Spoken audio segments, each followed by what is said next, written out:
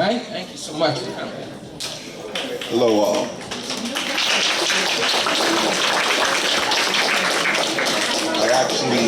I have prepared something, but I'm just going to talk to you guys. I'm going to let my homeboy right here hold my phone and my iPad. Listen, it's an honor to come before you. I want to thank Mr. Neal for giving me an opportunity to come here. The way I became a barber was when I was 13 years old. I was walking down the street and there was a pair of clippers in a garbage can. And the clipper was sitting on the garbage, and the cord on the clipper was spliced. And so I wasn't interested in the clipper per se, but I was interested in the fact that the cord was spliced, and I had seen my father repair items by putting the cord back together. So I took the clipper out of the garbage, and I wanted to fix the cord.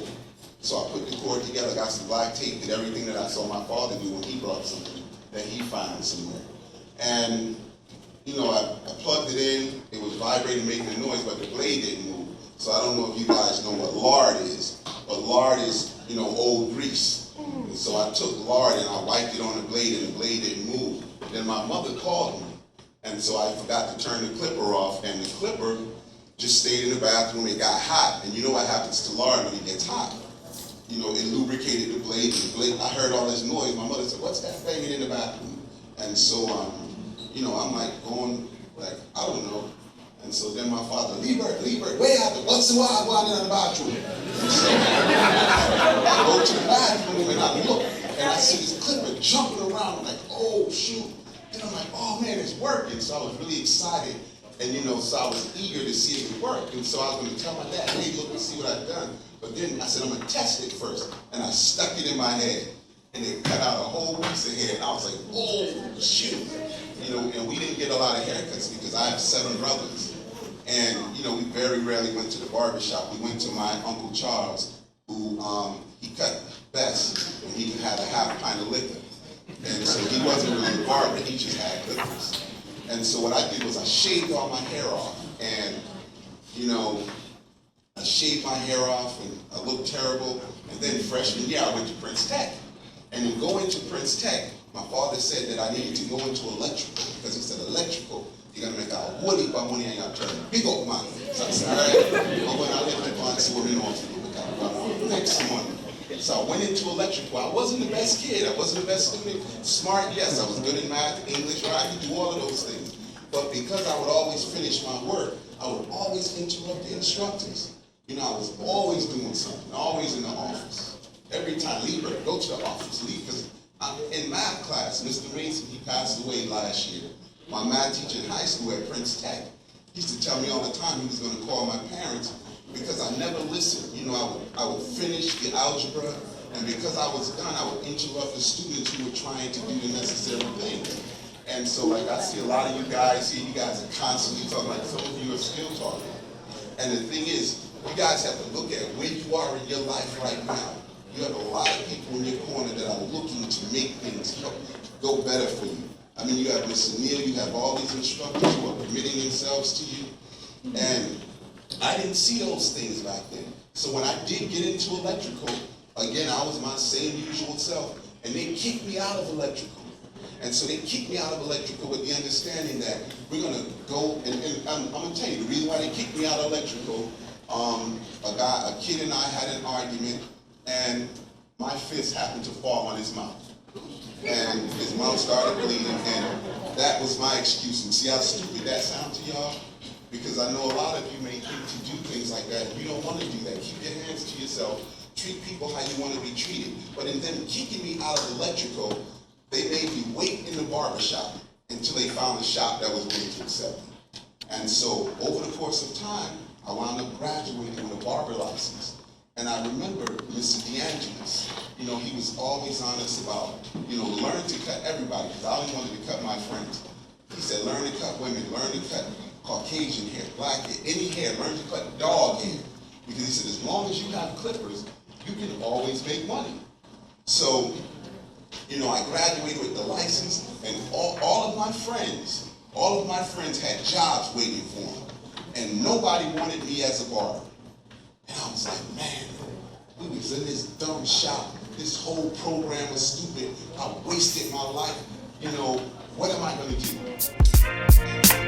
Home again. It's so good to be home again. Where you don't have to share a tear. Feels so good to be. Listen, he was showing me his report card. Pull that report card up.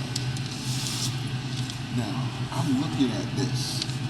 I mean, look at these grades. F, D plus, F, C, F, F, F, F, B, F, F. I mean, Mr. Neal. Now, in the barbershop, when you say, Curtis, what? And you talk about how tough Curtis was. And I mean, Curtis, my man, I would never have anticipated that these would be his grades. Well, I can tell you, when I had him, I didn't know the grades looked like that overall because he's such a bright guy in class. He was so smart. That was the struggle. He's smart, but he wasn't interested in what I was doing. You know what I mean? He's very smart. I didn't know they were like that. You know what I mean? I just knew that this guy who in a class could take you off the lesson, but with something that was generally connected in one way or another, but he'll disrupt the class, and he had a whole different way of thinking. Yeah, well, my thing is, he and I in the barbershop, we're always doing something. And he and I, we think alike with a lot of stuff. And when you told me how bad of a student he was, I said to him, I said, man, Mr. Neal told me that you was the one, you know, that used to drive him crazy. They're talking to him. It used to make me sick.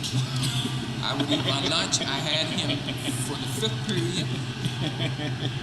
Was U.S. history? Yeah. And I would have lunch from 12, whatever it was, 12:30 to 1, quarter, 5 or 1, and I would get sick because I knew that I had to go to this class in Curtis Booker. I remember where you sat and everything. I know, I knew me too. Okay.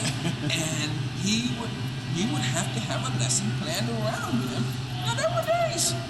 If you tricked into something he was interested in, he'd work with it. But if you want to talk about some history of 300-400 years ago and you weren't making it relevant, I was in a different way at that time. I think, for me, for the most part, it was one of those things where, I wanted to do my thing. It's like I was trying to tell the students today. I get where you're going. I get it. I sat in those seats and you couldn't tell me nothing. And I was that linear thinker. I couldn't see the global picture. I was strictly in a straight line. Whatever was in front of me, that's the way I thought. And so that's what I dealt with. So when Mr. Neal came in, Mr. Neal became more of an interference in my program. So that's why he and I butted heads, because I didn't know at the time, I couldn't comprehend that this guy genuinely cared about me. So, and even the teachers back then, that's why when you see these F's, I use this as a powerful speaking point, because it goes to show that anybody, if given the opportunity, will take advantage of it. You can become something or somebody. A lot of times when I go to speak to people, speaking engagements, people think that I don't understand their struggles. But listen, I'm like, listen, man, I was there. I understand exactly what you're talking about. When I saw those grades today, I mean, that took us to a whole nother wavelength, because I always look at you and I said, okay, we're both intelligent guys, but to see that you came from that, I'm looking at the grades. I mean, because, at my house, dude, they'd kill you if you came in there with those grades. My father didn't read and write, and their thing was, they wanted us to learn as much as we possibly could. And then when we talk about all the young men that we're trying to help who want to become officers, right? And I'm telling you, that you're the role model. This is my buddy. He's gonna look out for you. Talk to him, and you talk to those young guys about how they can maneuver themselves to become community servant agents and so forth. And I'm looking at these grades. I'm like, how in the hell did you go from this to that? And so, when I graduated, I said I'm gonna go to college. I'm off to Morehouse College, and my mother, she tucked my clippers under the bottom of my things in my bag, because I said, I'm not going to be no barber. I didn't want to be no barber. I was in that stupid program because they forced me. Not realizing that in the beginning, divine intervention, when that clipper was in the garbage and the cord was detached,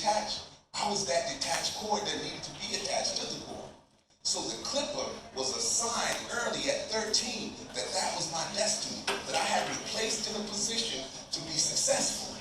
And so when I tried to run from that destiny, I got upset with a kid, punched him in the mouth, got kicked out of the program that my father wanted me to be in, because that was not what I was designed to be. Because destiny had it such that I wound up in barbering inadvertently because a situation that I couldn't control. And so I found myself in the barbershop with a barber license. I went to college. I graduated from Morehouse. And I'm prepared. I'm about to go to medical school. I don't want to be a doctor. I don't even like blood. But you know, I was good in the lab, did well in chemistry and all of these things, did really well. But the whole time, I wanted to go to Black College Week in Miami. And I had no money. And so I called my father. See, Jamaicans, no disrespect to anybody, but I'm one of those. Jamaicans, they rough. They believe in the belt, and they will put pressure on them. So I'm calling my father and my mother. I said, I need some money. We're going to Black College Week. And he told me, so where y'all got on that so far?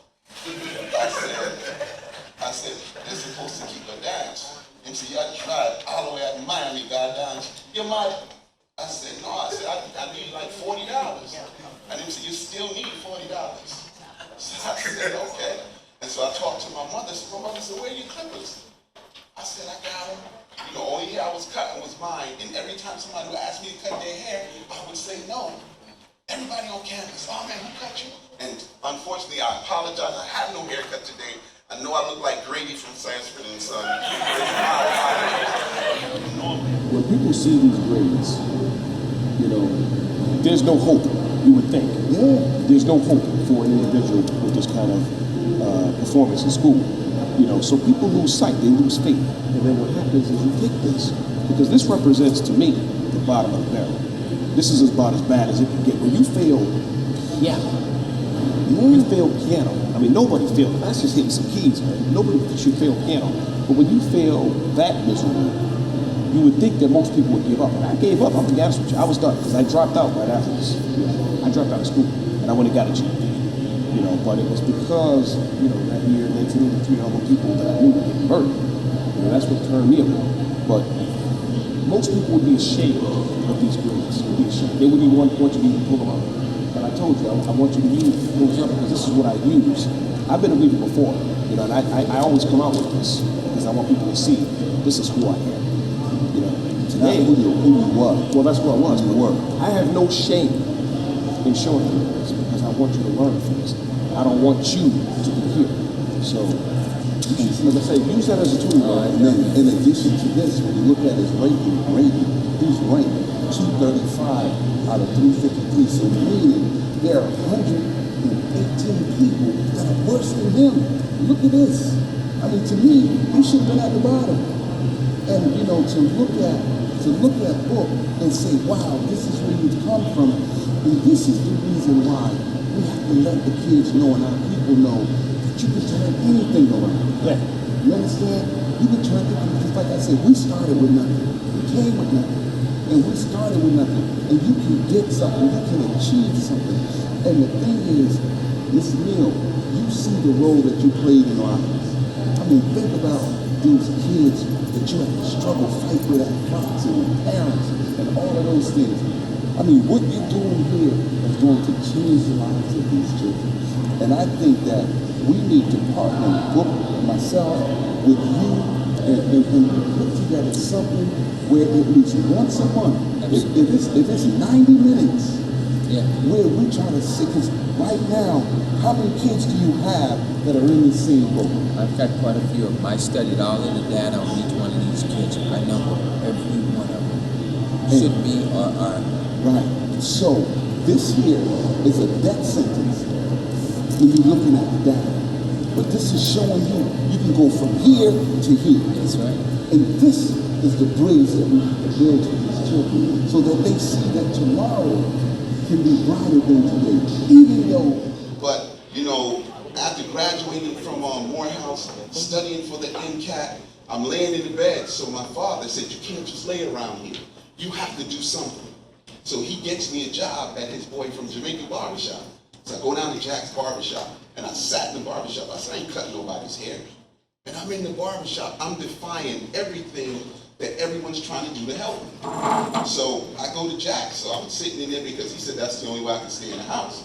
Because he said, you're not going to lay in the bed all day and do nothing. You got to get a job. So I'm in the barbershop, and I start cutting my friends. And then, you know, I've always been an entrepreneur because as a kid, I always found a way to make money.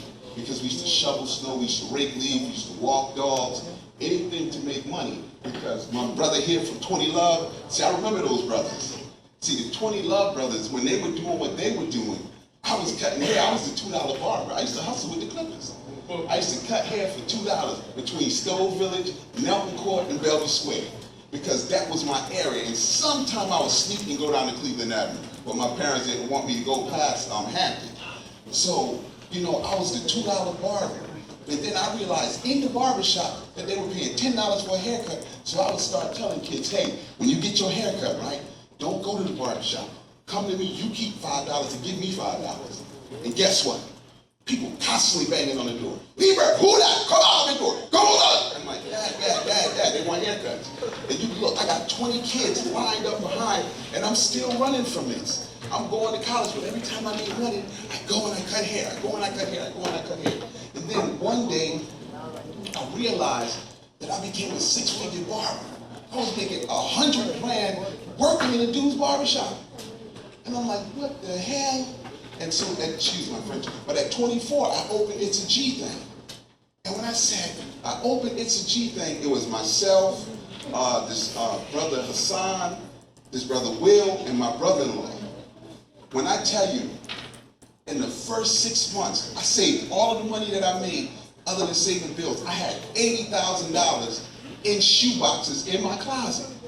And then now, here comes this old Jamaican man talking junk, telling me to do all these things. That you gotta go, you gotta do this. I said, you know what, I'm not gonna listen to him no more. And I jumped up, I went and bought a condo, and I opened my business. And then from that point on, I moved on. I began to realize that you guys have that same destiny that I had. I mean, seriously, what you guys have to think about, if you guys want to be successful, this is America. Look how many young billionaires you have in the world now. No one has the opportunity that we have here in America. And don't let anybody tell you because of your skin color or any of those things that you can't do anything. Because the place that I have now is a 15,000 square foot building. When I moved from the place where I was renting, I wrote a business plan where I convinced a bank to give me a $10 million credit line with $1 million cash up front. Check! And on those same things, I go around and people want to know, hey, how did you do that? And people pay me to listen to how I did it. You know what? I never talk. I talk about everything except how I wrote the paper to get the money. Now, that you want to know, you need to come sit down with me and pay me some real money. But you can do it. You guys are young. You guys are innovative. The whole world is following you guys. Everything that you guys do. How many times do y'all watch something on television that you guys were doing 5 years ago? How many times do you guys do that? I mean, we lead everybody. Everybody is watching what we do. But what you guys have to learn is the monetization of self. How do you make money? How do you get paid? Who wants money in here? Put your hand up if you want money. Because seriously, what we have to realize, if you want to be successful, you got to travel with people that are going in the direction that you're going. Because if I'm going to Boston and you're going to New York, we can't ride together. So you have to decide as a young youth that your time is very valuable. Where do you want to be tomorrow? How are you going to get there? What plans are you making to be successful? What teachers, what professors, what individuals can you surround yourself that can help you to reach your destiny?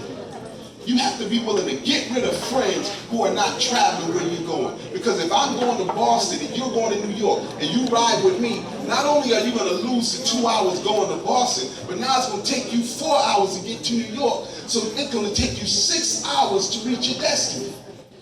And you sitting here talking, you sitting here not paying attention, is changing your journey from 2 hours to 6 hours.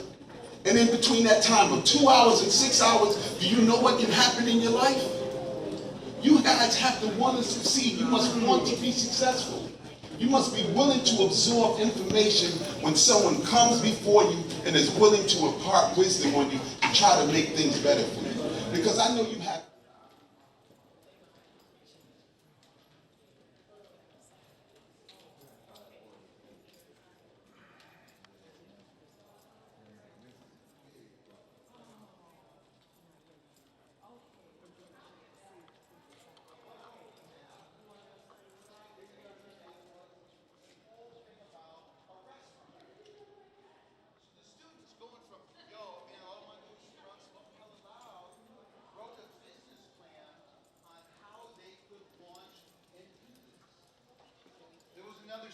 The barbershop. Everybody said that the barbershop was going to fail, but I told the dudes, I said, yo, we just got to grind. I got a team of young guys, young barbers, and what we did, we made 10,000 flyers every month.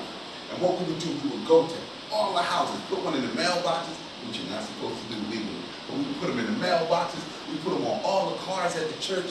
We got it to the point where we were doing 1,400 people a week through Insitute, a condo in Kissimmee, or Kissimmee, Florida, however you pronounce it. My wife and I, we argue, who cares? But we have it, and so there's a place called Gatorland. So down in Gatorland, they got an issue with alligators. They're burning the gator skins, and the people are getting all upset, and people outside protesting, oh, they're burning the environment, blah, blah, blah, because of the skins from the gators. So I see the guy, so my wife is talking about, all you ever think about is trying to make money. I said, baby, listen, I have no one paying me. I'm an entrepreneur. So I see the guy who has the gator skins. Now this is an older guy, you know, they just want to killing the alligators, selling the gator meat, and so they got too many skins, so they're burning them. So people like exotic shoes, like Gucci. Gucci likes exotic skins. You got Gucci shoes? Yeah, Gucci shoes, no socks. You want to see one? I'll go teach you. Look at it. Yo, you really? And so Okay. now, what was happening, they had an issue with the skin. So now I have a guy I can't catch. I have a guy in Italy. I have a guy in Italy who he makes shoes because I'm in the process of doing my own shoe and clothing line. And so my guy in Italy, I tell him, I said, you know what? I can get you exotic skins for some money. So I tell the guy in Florida, if you can get the skins to Miami Port, I'll get rid of them for you, but you gotta pay me to get rid of them. So he said, we can stop all of this stuff, I'll do it. So he's paying me now to bring the skins to the port, giving me money, and now the guy from Italy is getting somebody to the port to get the skins, and they both paying me. So every time he got skins, he give me money. Every time he come get the skins, he give me, I ain't doing nothing. And all I did, I was walking around there and watching the people protest, and my wife, why are you standing here? You're always getting in people's business. We don't want to get involved in that stuff. I said, no, I'm trying to solve the situation. Because what I tell people, the thing about opportunity presents itself. Whenever opportunity is knocking, it's work that answers the door. And so you have to understand that opportunity was there, but it takes work to make it happen. So you're not going to just get it from doing anything. You gotta work.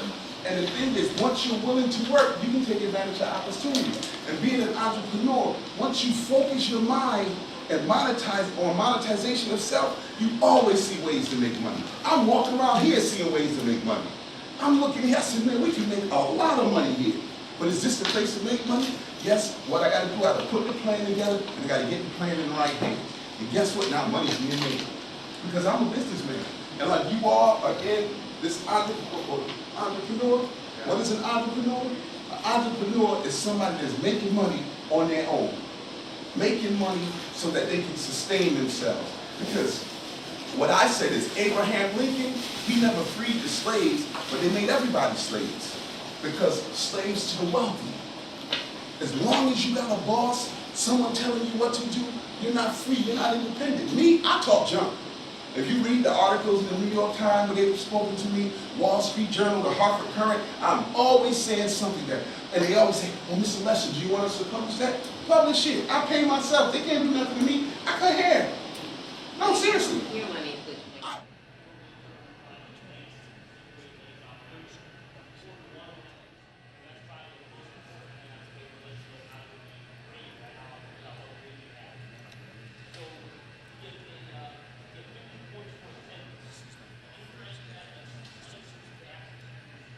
Mr. Lester, I really want to thank you for your good work today. I've seen you over the years working with kids, interning them in and out of your area of business, and you've always reached out and done the outreach.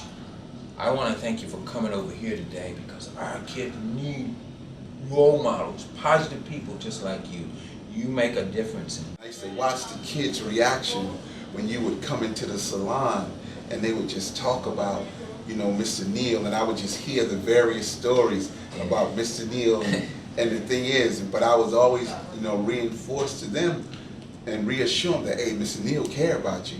And a lot of them would say, yeah, he the only one, man. And, the broken homes and just the struggles that they went through and just the role that you played in the lives of the children in the community. And you coming from Virginia, my boy Booker, man, just the stories of him talking about Mr. Neal and just how you helped to mold and shape him and bring him to success. And just, when we think about Vidal and how, when I look at him today, how I'm so proud of him, when I see him as he grows. Home again. It's so good to be again. Well, you don't have to share